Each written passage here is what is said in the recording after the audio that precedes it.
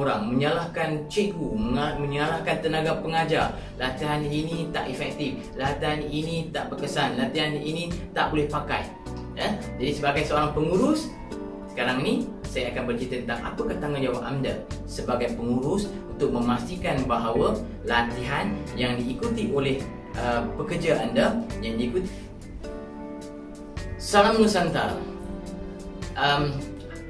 Kali ini kita akan pelajari model pembelajaran 70-20-10 yang cukup terkenal di dunia dan juga dipraktikkan di Malaysia. Banyak industri-industri menggunakan pakai teknik ini, model 70-20-10, untuk memastikan bahawa apa jua latihan yang dikendalikan adalah efektif, berkesan kepada pekerja-pekerja mereka.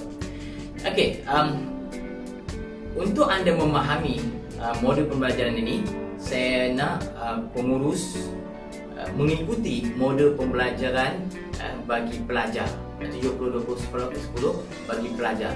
Jadi anda tahu, anda akan memahami apakah tanggungjawab, apakah yang diperlukan oleh pelajar untuk memastikan apakah latihan yang diikutinya berkesan. Maknanya selepas dia mengikuti latihan tersebut, dia boleh mempraktikkan latihan tersebut. Agar kita tidak secara sembrono menyalahkan orang, menyalahkan cikgu, menyalahkan tenaga pengajar. Latihan ini tak efektif, latihan ini tak berkesan, latihan ini tak boleh pakai. Jadi sebagai seorang pengurus, sekarang ini saya akan bercerita tentang apakah tanggungjawab anda sebagai pengurus untuk memastikan bahawa latihan yang diikuti oleh pekerja anda, yang diikuti oleh anak buah anda berkesan.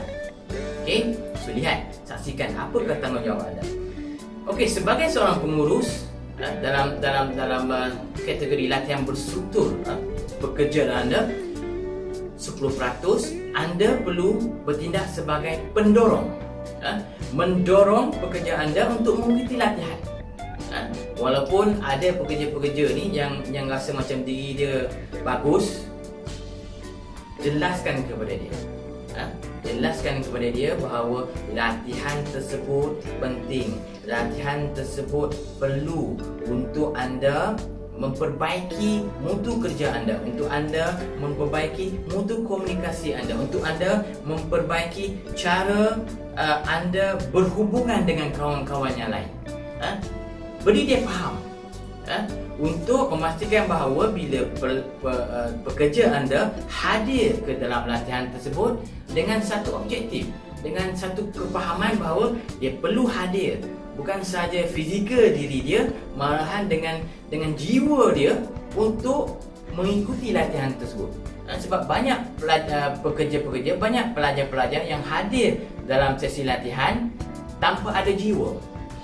Dia rasakan diri dia macam dipaksa untuk datang ke latihan tersebut, dipaksa untuk hadir untuk mengikuti latihan tersebut, dan akhirnya dia tidak belajar apa-apa.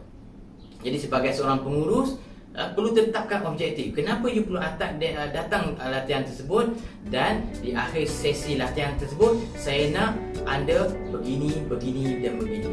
Setkan objektif. Okey, yang seterusnya 20%.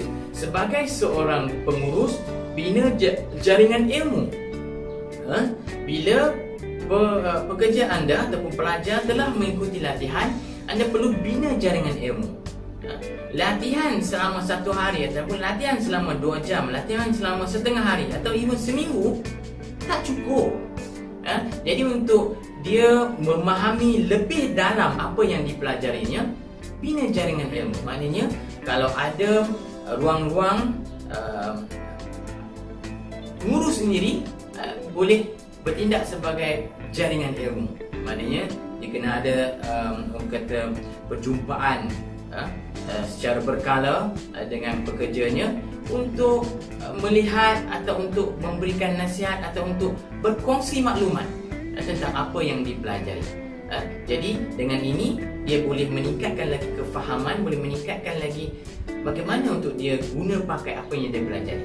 Okey, sediakan mentor. Kalau mungkin kita lihat, okey, di jabatan sana ada seorang pekerja tu komunikasi dia cukup baik, Jadi hantar pekerja tadi atau wujudkan jaringan antara pekerja tadi dengan pekerja di jabatan yang lain untuk memastikan dia boleh belajar daripada rakan kita tadi.